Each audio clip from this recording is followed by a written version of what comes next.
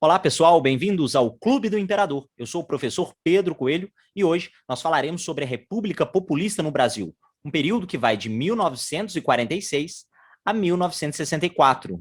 E hoje falaremos especificamente sobre o primeiro presidente desse processo de redemocratização após Estado Novo, Eurico Gaspar Dutra. Vamos lá?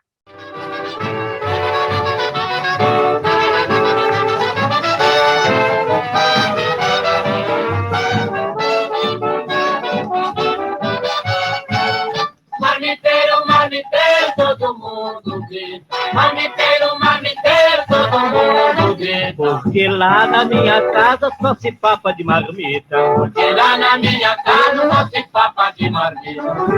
Vamos entrar pro cordão dos marmiteiros. Vamos entrar pro cordão dos marmiteiros. E quem não tiver panteiro na marmita vai tocar. E sem o compasso atrasar, nós vamos cantar, nós vamos cantar. Nós vamos cantar, nós vamos cantar. Marmiteiro, marmiteiro, todo mundo grita. Marmiteiro, marmiteiro, todo mundo grita. Porque lá na minha casa só se papa de marmita. Porque lá na minha casa só se papa de marmita. Vamos entrar pro cordão dos marmiteiros. Vamos entrar pro cordão dos marmiteiros. E quem não tiver panteiro na marmita vai tocar. E sem um compasso atrasar, nós vamos cantar, nós vamos cantar. Nós vamos cantar, nós vamos cantar.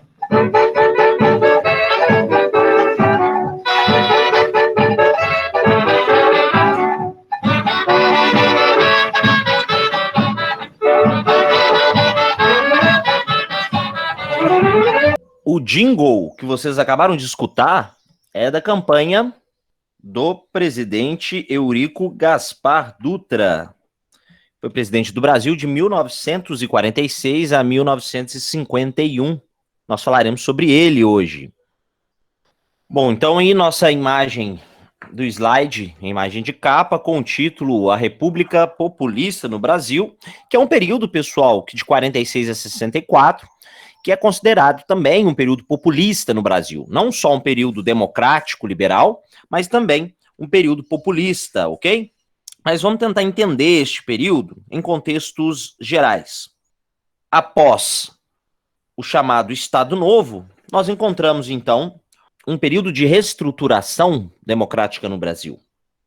Com as eleições de Eurico Gaspar Dutra, nós vamos encontrar uma nova Constituição para o Brasil, trazendo aí, então, um caráter democrático e liberal para a nação brasileira. Este período também é considerado, além de democrático e liberal, um período populista. Mas o que é populismo? O populismo, pessoal, é uma política de Estado, sendo que o Estado aparece como uma figura principal que atende os interesses das camadas populares, que tenta, ou melhor, que pretende atender às necessidades das camadas populares.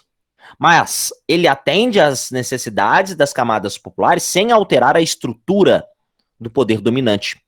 Ou seja, sem alterar a estrutura da ordem social, sem mudar os estratos sociais. No segundo ponto aí, eu coloco uma passagem. Abre aspas. O populismo foi um comportamento político, um estilo de política, uma orientação de política pela qual o Estado, sobretudo, promoveu uma tentativa no plano econômico de desenvolvimento nacional autônomo, reunindo em torno de si diferentes classes sociais. Fecha aspas. Ora, o Estado, ele consegue, por ser populista, atender interesses das classes populares, mas ao mesmo tempo não altera a estrutura do poder dominante, ou seja, consegue reunir diferentes classes sociais em torno das ações do Estado. Ao passo que o Estado populista é aquele que tem um líder, muitas vezes carismático, um líder nacionalista, ou seja, fiel à nação, paterno, ou seja, que auxilia a população. Assim, eu posso dizer que neste período o Brasil acaba sendo de fato populista. Nós temos Eurico Gaspar Dutra, Getúlio Vargas, Juscelino Kubitschek, Jânio Quadros e João Goulart.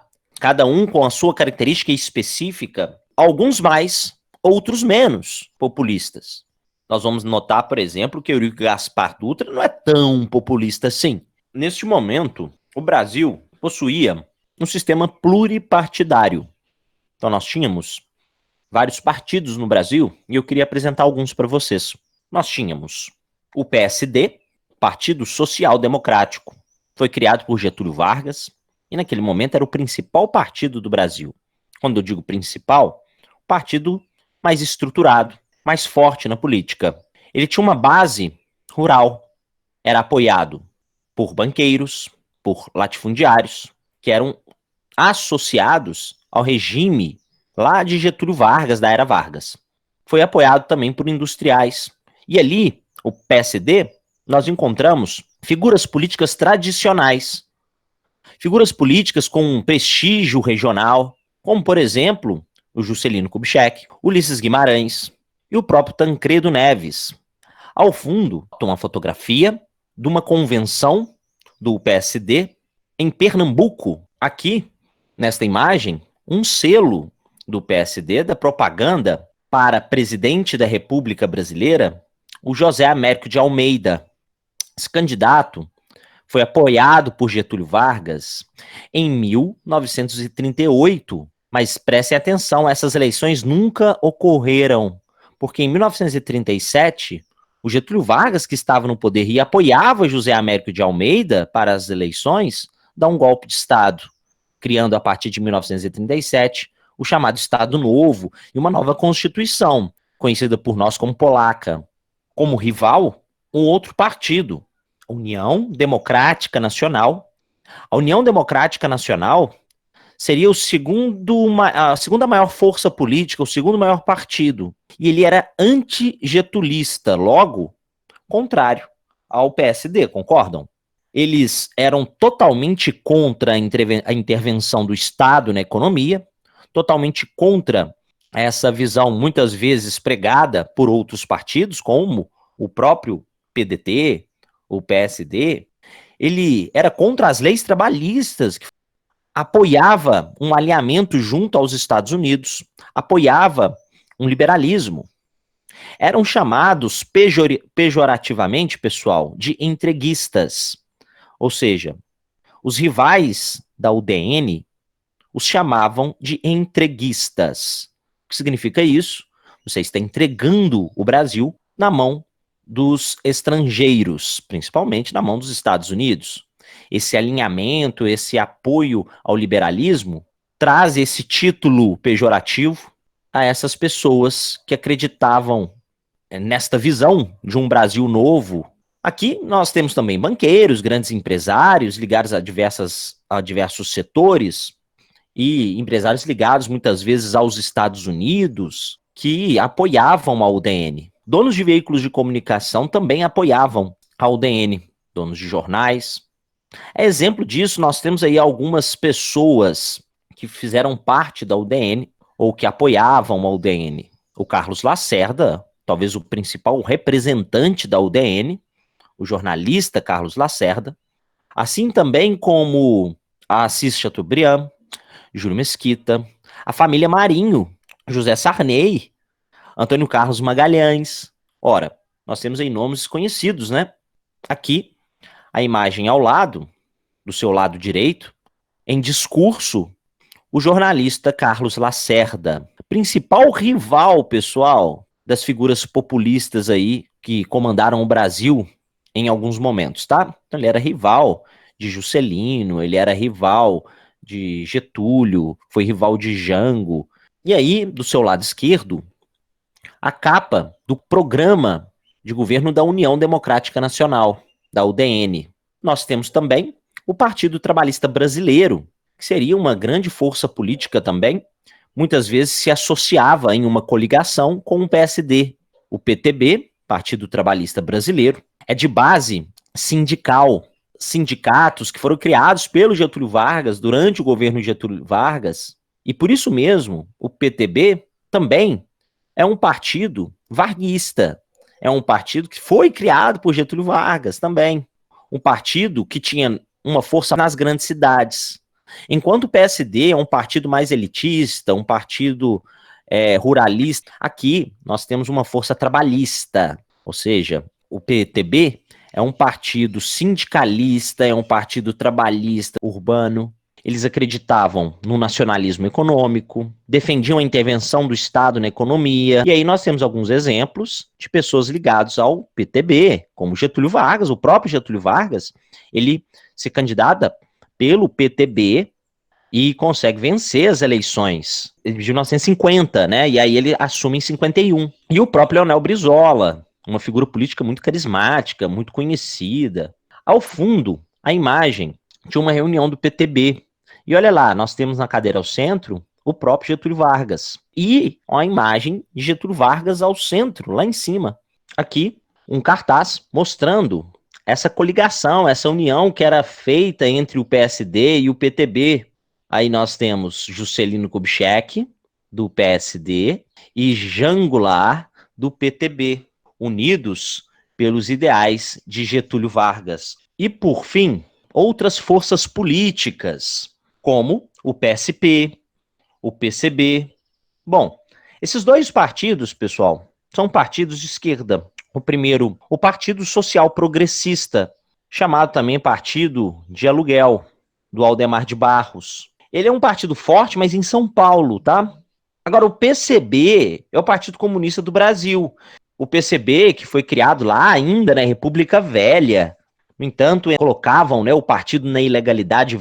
Um partido que vai ter curta duração, porque, de fato, ele vai ser cancelado, ele vai parar de existir por um tempão a partir de 1947. Então, ele era deixado na ilegalidade, voltava. Só que em 47, com as eleições de Dutra, o PCB vai ser cancelado. Um partido forte, mas apenas em grandes cidades, como Rio de Janeiro e São Paulo, que são cidades mais industriais. Eram ligados a intelectuais, ligados a universitários, um partido ligado a artistas, a estudantes, né? E também a classe proletária. O próprio Luiz Carlos Prestes, que comandou, né, a coluna Prestes, ainda na República Oligárquica, era o presidente do partido. Além disso, artistas, olha, Cândido Portinari, Jorge Amado, Graciliano Ramos, Caio Prado Júnior, o próprio Oscar Niemeyer. Pessoas que eram ligadas ao PCB e, ao mesmo tempo, grandes nomes, tanto na literatura, na pintura, quanto na arquitetura. Aqui, a primeira parte da charge, mostrando em outubro a saída de Getúlio Vargas do poder por pressão, no finalzinho do Estado Novo, que o Getúlio Vargas ele vai renunciar ao poder e abrir novas eleições. Entre as pessoas que pediam para Getúlio se retirar, nós encontramos o próprio Dutra. Então, Dutra está aí atrás, apontando, né? Vai para fora, tchau, Getúlio Vargas, faz suas malas, e Getúlio sai todo bravo. Só que em novembro, as campanhas eleitorais fez com que Getúlio apoiasse Dutra na campanha presidencial, porque Dutra era candidato da coligação de dois partidos que foram criados pelo próprio Getúlio Vargas. No início, Getúlio Vargas não queria apoiar, depois, no final, ele acaba abrindo essa exceção, vamos dizer assim, e apoiar o candidato Dutra. Por que Getúlio não queria apoiar? Primeiro, ele não queria apoiar porque acreditava que Dutra não seria a melhor escolha, a melhor decisão. Até mesmo porque, pessoal, o Eurico Gaspar Dutra não era uma pessoa muito carismática, tá? Não é uma figura popular como uma figura de Getúlio, é claro. E aí nós temos a imagem deste homem, Eurico Gaspar Dutra, nosso presidente da República Liberal Democrática, que começa em 46 e vai até 51. O Eurico Gaspar Dutra, ele consegue, então, a vitória nas eleições com o apoio de Getúlio Vargas, né, e com essa aliança entre o PSD e o PTB, mas ele compete contra o brigadeiro Eduardo Gomes, da UDN. Daí vem a história do doce de brigadeiro. A história do doce de brigadeiro vem porque aqueles que apoiavam a campanha de Eduardo Gomes vão financiar a campanha. E esse financiamento vai se dar, muitas vezes, por camadas médias ou algumas elites das cidades, pessoas que moravam em capitais, como Rio de Janeiro, como em São Paulo. E essas pessoas, para ajudar na campanha, para financiar a campanha, vão utilizar de tudo, vão cometer diversas ações para financiar. Dentre essas ações, mulheres vão começar a vender doces para financiar a campanha do Brigadeiro.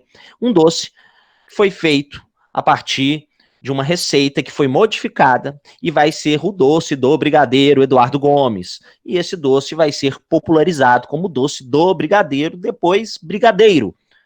Interessante que no Rio Grande do Sul, o doce Brigadeiro não tem o mesmo nome, é chamado de negrinho. Por quê? O Brigadeiro Eduardo Gomes é rival, é da UDN, rival aos partidos de Getúlio Vargas, que é um sulista, que é um gaúcho. Por isso mesmo, mudaram o nome do doce por uma questão política.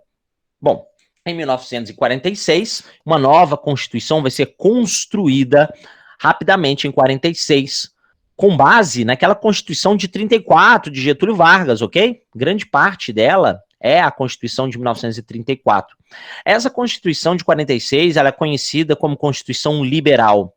Liberal, mas ao mesmo tempo conservadora. É interessante isso, a gente vai notar que essa Constituição vai implementar uma república federativa presidencialista, no entanto, com um mandato presidencial de 5 anos, sem reeleição, não poderia ter reeleição. O mandato presidencial é separado do mandato do vice-presidente, ou seja, você votava para presidente e votava para o vice de maneira separada. Havia uma certa liberdade partidária, isso é questionado, né? E é na própria Constituição também que nós vamos encontrar o voto secreto, universal, obrigatório, exclui-se aí analfabetos e soldados, pessoal, pessoas ligadas ao exército, como é de praxe, tá? Naquela época não votavam. Bom, então o voto era universal e obrigatório. Interessante falar que quando eu falo obrigatório aqui, não diz respeito ao voto, mas a chegada, pelo menos, na zona eleitoral. Já que é secreto, pode anular o voto. Algumas medidas foram implementadas por Eurico Gaspar Dutra a partir de 1946, a partir da promulgação desta Constituição Liberal. Dentre as medidas, por exemplo, Eurico Gaspar Dutra proíbe cassinos e jogos de azar no Brasil. Olha só, antes era aberto. É a partir daí que houve a proibição de cassinos e jogos de azar. Além disso, Eurico Gaspar Dutra, mesmo pertencendo a essa coligação do PTB e do PSB, é um militar. Então, muitas vezes, ele tem uma postura conservadora que vai até favorecer os ideais da UDN. Olha só que algo contraditório, né? Por exemplo, ele vai criar um alinhamento internacional com os Estados Unidos. Por quê, pessoal? Nós estamos num período de Guerra Fria, num contexto de pós-Segunda Guerra Mundial, em 1946, ora. E o mundo estava bipolarizado, como já sabemos. Então, há um rompimento com as relações com o RSS. Qualquer relação que o Brasil tinha com a RSS aqui, nesse momento, vai ser rompida, nesse mundo bipolarizado. E, para romper ainda mais essas relações, o Eurico Gaspar Dutra vai cancelar o PCB, o Partido Comunista Brasileiro, ou Partido Comunista do Brasil. Cancela justamente para mostrar que, olha, o Brasil está alinhado com os Estados Unidos. Até mesmo nós cancelamos, extinguimos um partido comunista que existia aqui no Brasil. Essa é a posição de Dutra. Além disso, para mostrar essa associação ao alinhamento internacional norte-americano, o Brasil vai se filiar à Organização dos Estados Americanos, criada pelos Estados Unidos, a OEA.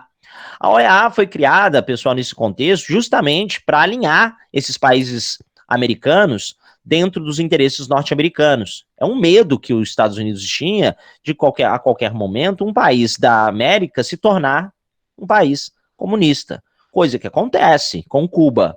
Bom, a política do Dutra é uma política liberal, né? Como eu disse, esse momento todo, pessoal populista, é um momento liberal econômico, com exceção do Getúlio, que é muito mais nacionalista, mas enfim. Então há uma abertura para as importações. Dutra, ele não vai investir na indústria brasileira, ele não vai investir nos produtos nacionais, olha só. ele está se apresentando como um conservador e até mesmo entreguista, né?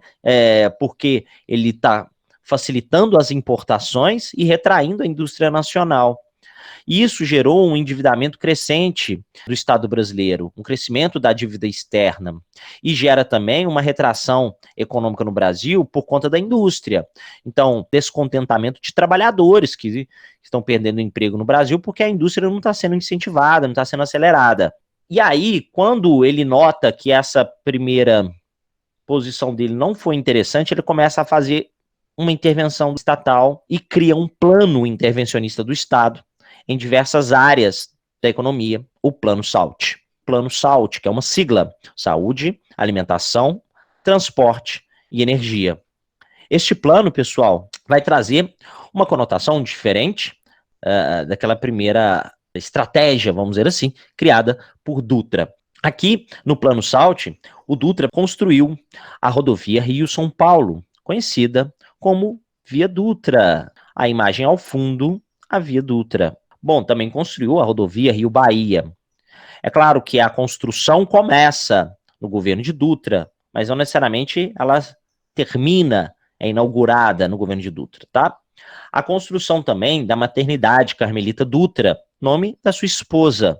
A maternidade Carmelita Dutra, que foi construída em Floripa. Olha só, nós temos uma ação aí, então, na saúde e uma ação no transporte. Outra, construção da hidrelétrica de São Francisco. A hidrelétrica de São Francisco, ela começa a ser construída aqui, no governo de Dutra. Uma questão do Plano SALT, energia. E por fim, pessoal, ele cria parcerias público-privadas para a exploração e para o refino do petróleo no Brasil. Os Estados Unidos não vão achar isso interessante. Por quê? Vão achar porque eles queriam empresas norte-americanas explorando o petróleo e refinando o petróleo aqui no Brasil, e não uma parceria público-privada. E na prestação de contas, a partir de 49, nós vamos notar que o plano SALT foi um fiasco, foi um fracasso e altos investimentos. Ou seja, isso contribuiu para a derrocada do Dutra, contribuiu para a impopularidade do Dutra e contribuiu também para deixar o Estado brasileiro em uma condição muito pior daquela que ele pegou. Mas é no governo de Dutra que foi criada a primeira emissora de TV do Brasil, a TV Tupi, a extinta TV Tupi. Preste atenção, essa primeira emissora de TV brasileira também foi a primeira emissora de TV da América do Sul. Com a criação da emissora, foi transmitido a Copa do Mundo, que foi sediada aqui no Brasil, pessoal, nessa época, no governo Dutra, a Copa de 1950. No último ano de Dutra no poder, na final da Copa, o Brasil vai disputar a final contra o Uruguai, no Maracanã. No entanto, o Brasil perde por 2-1. O Uruguai sai vitorioso e vencedor da Copa aqui no Brasil. Olha que vexame, que vergonha para a seleção brasileira e para todos os brasileiros. Esse episódio conhecido como Maracanaço. Aqui, no início da Copa do Mundo, no primeiro jogo, na abertura da Copa, Eurico Gaspar Dutra, sentado aí abaixo do microfone. Aqui, o último jogo, o jogo do conhecido Maracanaço.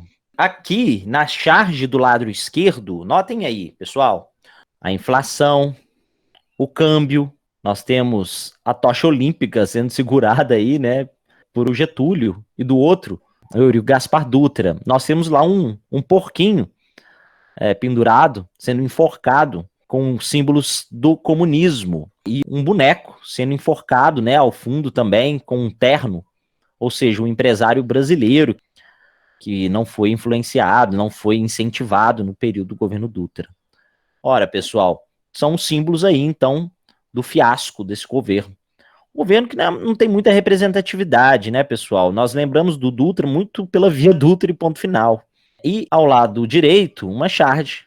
Dutra encontra-se em um palanque escrito Catete, ou seja, no Palácio do Catete, que era a sede do governo federal no Rio de Janeiro, ao fundo as montanhas do Rio de Janeiro e, junto às montanhas, canhões. E por hoje é só, pessoal, nós ficamos por aqui e até o nosso próximo encontro. Tchau, tchau.